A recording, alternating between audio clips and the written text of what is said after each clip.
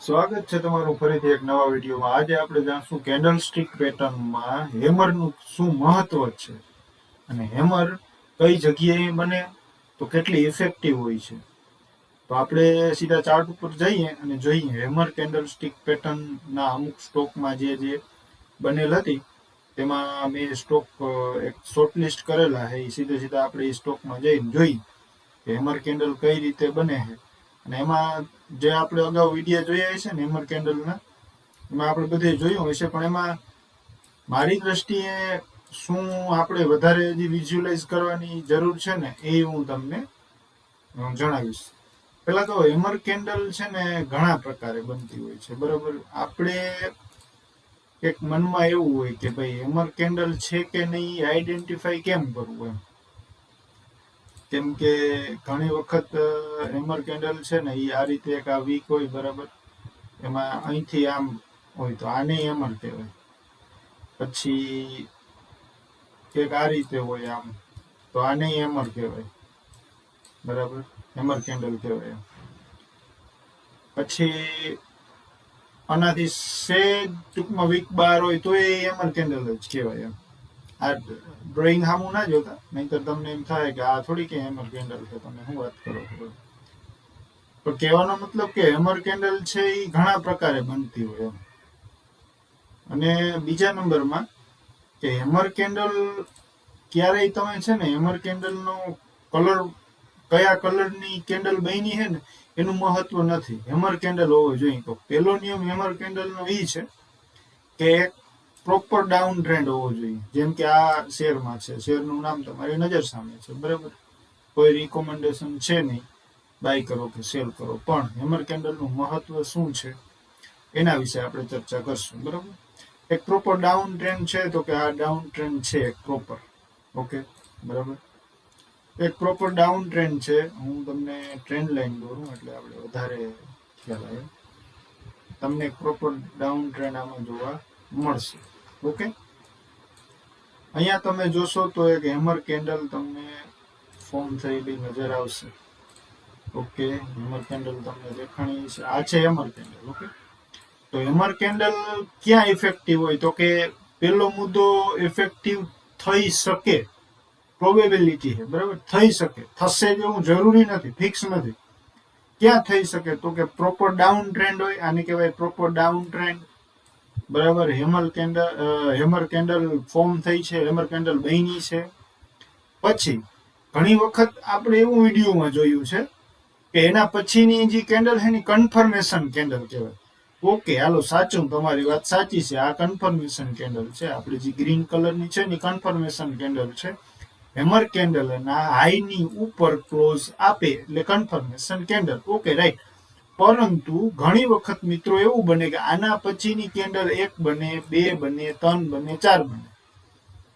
તો એ hammer candle જે બનેલ હોય ને એની ઉપર એને ક્લોઝ ન આપ્યો હોય, અને આ બધી દોઝી ટાઈપની કેન્ડલ સ્ટિક હોય. દોઝી કેન્ડલ સ્ટિક એટલે શું, એનો વિડીયો આપણે એક બનાવશું આગળ.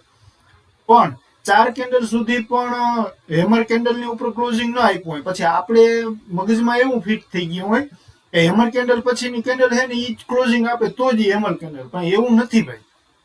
તમે 5મી 6ઠી કેન્ડલે કદાચ હેમર કેન્ડલની ઉપર ક્લોઝિંગ દે ને તો ઈ તમારે કન્ફર્મ જ સમજવાનું કે હેમર કેન્ડલ છે, કોન્સોલિડેશન પીરિયડ હતો ત્યાં સુધી એને હેમર કેન્ડલની ઉપર ક્લોઝિંગ ન આપ્યું. પણ એક કેન્ડલ એવી આવે છે કે જે ખરેખર હેમર કેન્ડલની ઉપર ક્લોઝિંગ આપે છે.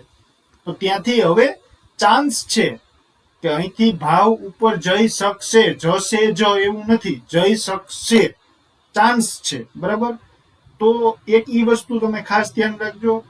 પોઈન્ટ નંબર 2 કે હું જે કલરની વાત કરતો હતો, બરાબર. તો મિત્રો જો આ રેડ કલર છે એનો મતલબ એવો નથી કે હેમર કેન્ડલ ઇફેક્ટિવ નથી એમ. ગ્રીન હોય કે રેડ હોય, બરાબર, બે માંથી ગમે એ કલર હોય એના કોઈ લેવા દેવા નથી. આપણે એક પ્રોપર ટ્રેન્ડ હોવો જોઈએ, ડાઉન ટ્રેન્ડ હોવો જોઈએ.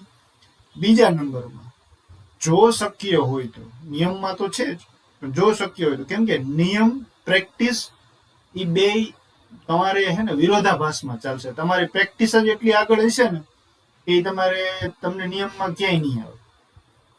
હવે ધારો કે મેં ખરેખર આગળ નથી જોયું. ધારો કે જો આ એક એનો સપોર્ટ હોય ને એક સેકન્ડ હોરિઝોન્ટલ લઈ લો. ધારો કે આ એક એનો સપોર્ટ હોય ને, અને જો અહીંયા હેમર કેન્ડલ બનતી હોય ને, એક સપોર્ટ પાસે જો હેમર કેન્ડલ બનતી હોય ને, તો ઈ ઇફેક્ટિવ વધારે છે. નિયમ 2, એક સપોર્ટની બાજુમાં સપોર્ટ પાસે આવી અને હેમર કેન્ડલ ફોર્મ થતી હોય તો ઈ હેમર કેન્ડલ વધારે ઇફેક્ટિવ છે. આપણે હેમર કેન્ડલ આઈડેન્ટિફાઈ કરવાની છે અને હેમર કેન્ડલ કઈ રીતે ઇફેક્ટિવ છે એ વિશે આપણે જોવાના. તમે જો આ એક સપોર્ટ જ હતો, અહીંયા સપોર્ટ છે, અહીંયા સપોર્ટ છે, અહીંયા સપોર્ટ.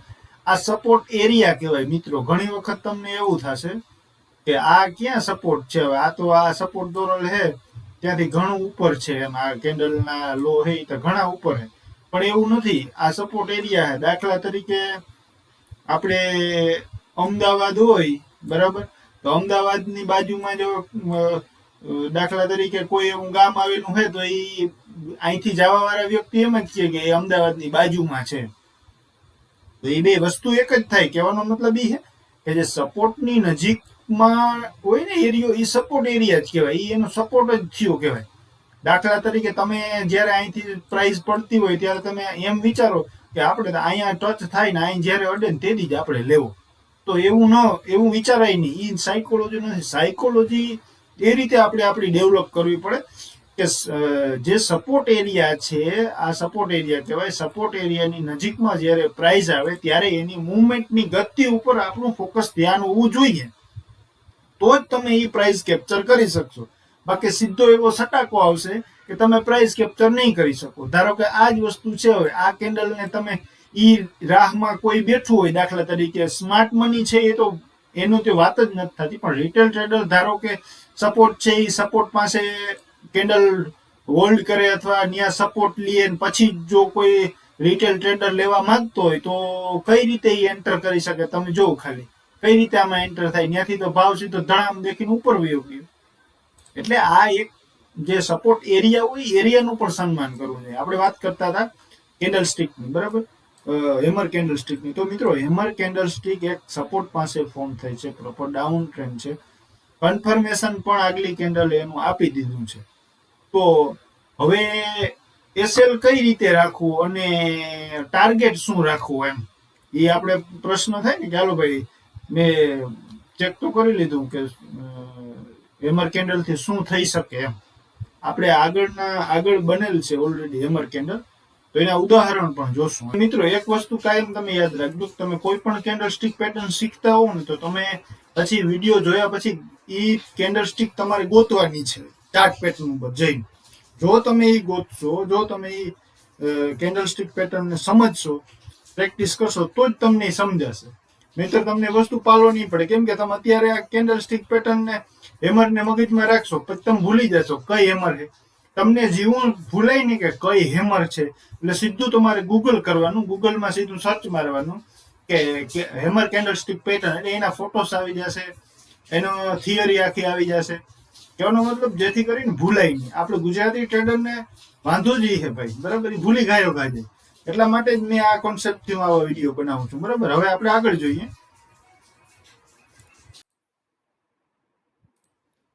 ટ્રેડ કઈ રીતે કરવી, બરાબર. તો મિત્રો જ્યારે પણ તમારે હેમર કેન્ડલ આ રીતે પ્રોપર ડાઉન ટ્રેન્ડમાં અને સપોર્ટ પાસે જ્યારે બની હોય ને, તો ત્યારે એને ટ્રેડ કઈ રીતે કરવો ને એનું તમારે છે ને ડ્રો કરી લેવાની હેમર કેન્ડલ, બરાબર. ડ્રો કરવા માટે ટ્રેન્ડ લાઈન તમારે આ રીતે આમ કરી નાખવાની. કન્ફર્મેશન વાળી જે કેન્ડલ છે ને એના ઉપર એક આ રીતે તમારે ડ્રો કરી લેવાની, બરાબર. પછી તમને એમ થાય કે હવે ભાવ છે, તરત નથી ભાગવાનું. કોઈ સ્ટોક અહીંયા હેમર સીધી બનાવી, કન્ફર્મેશન આપી અને સીધો ભાગી જાય અથવા સીધો 15-20% મારી દે ને, તો એમાં તમે ચડો તો એ બહુ એવી પોસિબિલિટી ઓછી છે કે એમાં તમે ચડીને તમે પ્રોફિટ કમાણ્યા હો, બરાબર. પણ આવી સિચ્યુએશન હોય ત્યારે તમારે ઓબ્ઝર્વેશન કરવાનું કે હવે પ્રાઇસ અહીં શું કરે છે એમ, બરાબર. જો અહીંયા ટકી રહીએ પ્રાઇસ અને પ્રોપર ડાઉન ટ્રેન્ડ હોય, હેમર કેન્ડલ હોય, કન્ફર્મેશન હોય, પ્રાઇસ કોન્સોલિડેટ થતી હોય, પ્રાઇસ એક જગ્યાએ ટકી રહી હોય, પછી તમે પ્લાન કરી શકો. બરાબર, હેમર કેન્ડલ ઉપર, અને તમે એનો ટાર્ગેટ નક્કી કરી શકો. ઘણા વ્યક્તિને એવું થશે કે ટાર્ગેટ આનો શું રાખી શકાય. તો મિત્રો, ટાર્ગેટમાં એવું છે કે કોઈ કેન્ડલ સ્ટિક પેટર્નનો ટાર્ગેટ એક્ઝેક્ટ ને એક્યુરેટ નથી. જેમ જેમ કેન્ડલ સ્ટિક પેટર્ન પણ એક્ઝેક્ટ ને અને પરફેક્ટ નથી હોતી ને, કે ભાઈ શેર માર્કેટમાં કેન્ડલ સ્ટિક ચાર્ટ પેટર્ન છે ને, ચાર્ટ એમાં પરફેક્શન ક્યાંય નહીં આવે, ક્યારે પણ નહીં આવે. પરફેક્શન આવશે જ નહીં. થોડું ઘણું 20, 21, 19, 20 હોવાનું જ છે. બરાબર, એટલા માટે જ્યારે પણ ટાર્ગેટની વાત આવે ને ત્યારે એક્યુરેટ ટાર્ગેટ કોઈ પણ કેન્ડલ સ્ટિક પેટર્નનો નહીં હોય. એના માટે તમારે રેઝિસ્ટન્સ સુધીનો ટાર્ગેટ તમે લઈ શકો, અથવા તો 1:2 ટાર્ગેટ લઈ શકો, અથવા તો તમને એમ થાય કે આપણે પોઝિશનલ છીએ અથવા તો લોંગ ટર્મ વાળા છીએ, તો તમે તમારો જે ટાર્ગેટ છે એ આગળ એમને કેરી કરતા જઈ શકો. બરાબર, આ વાત થઈ ટાર્ગેટની. એ છે. તો ઘણા ખરા મિત્રો એમ કહેતા હોય છે, ઘણા ખરા જે જાણકાર વ્યક્તિઓ છે વધારે મારા કરતા પણ, એનું કહેવાનું એમ થાય કે હેમર કેન્ડલ છે ને, એની વીકનો લો હોય ને એ તમારે એસએલ રાખવાનો. બરાબર, પણ મારું માનવું એવું છે કે વીકના લો કરતા પણ 1% ડાઉન રખાય.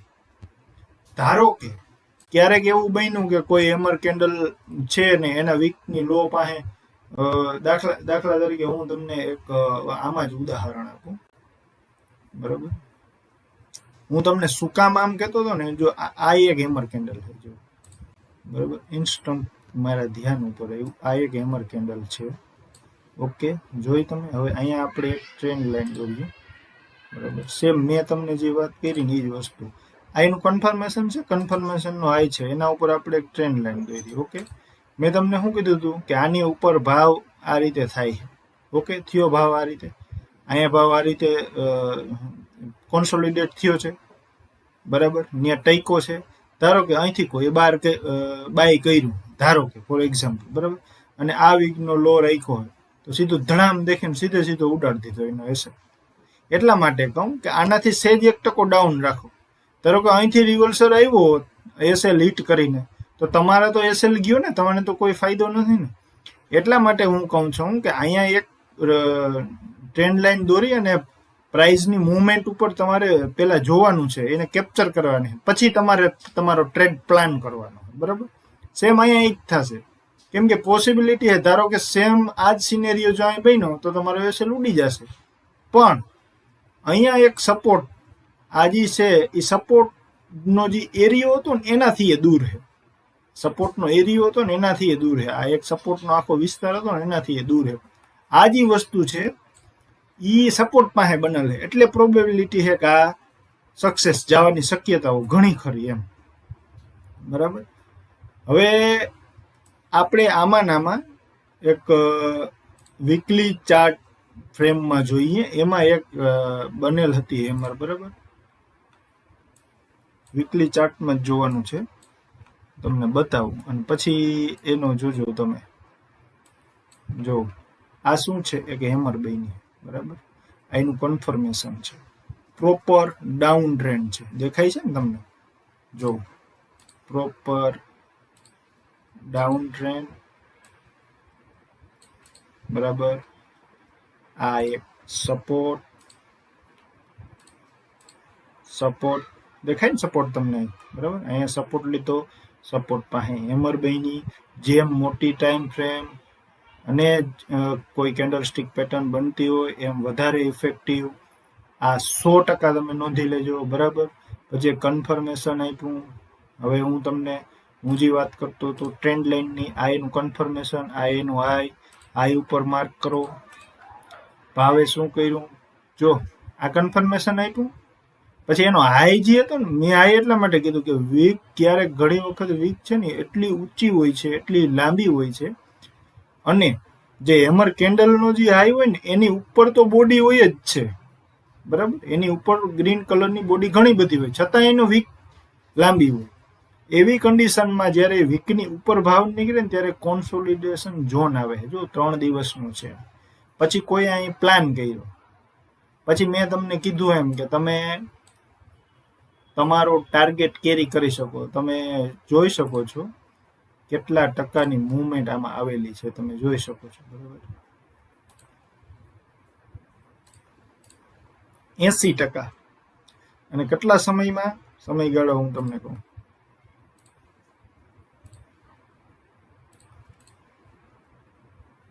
160 દિવસમાં. જોઉં છો ને તમે? એટલે હેમર કેન્ડલસ્ટિક પેટર્ન તમે જેટલી વખત કોઈ પણ કેન્ડલસ્ટિક પેટર્ન જ્યાં સુધી પ્રેક્ટિસ નહીં કરો, વારંવાર પ્રેક્ટિસ નહીં કરો, ત્યાં સુધી તમને એના નવા રોજ નવીન તમને શીખવા નહીં મળે. આમાં પણ હાલની તકમાં પણ કાયમી તમે ચાર્ટ જોશો ને તો રોજ નવીન કંઈક ને કંઈક સુધારા તમને જોવા મળશે. રોજ તમને, કેમ કે તમે એ વસ્તુથી અવેર છો, તમે એ વસ્તુ જોવો છો, એટલા માટે તમને એમાં રોજ જોવા મળશે. આ એક ચાર્ટમાં આપણે આ વસ્તુ જોઈએ. હવે બીજા 2-3 ઉદાહરણ આપણે જોઈ લઈએ. વિડીયો થોડોક લાંબો થશે, પણ ઉદાહરણ તમે જોશો તો તમને વધારે ખ્યાલ આવશે. એટલા માટે એક આપણે બીજો એક બનેલ હતી અપોલો માઇક્રોમાં. આપણે અપોલો માઇક્રો જોઈએ. બરાબર, અપોલો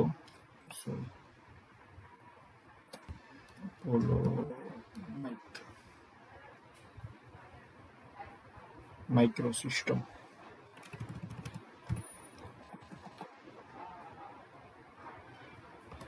આવી ગયો છે, જો અહીંયા તમને કેન્ડલ હું બતાવીશ. એ છે મંથલી ચાર્ટ ફ્રેમમાં. જો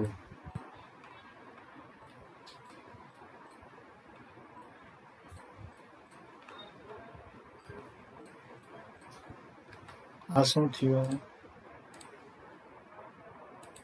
પ્રોપર ડાઉન ટ્રેન્ડ. કેટલા મહિનાનો?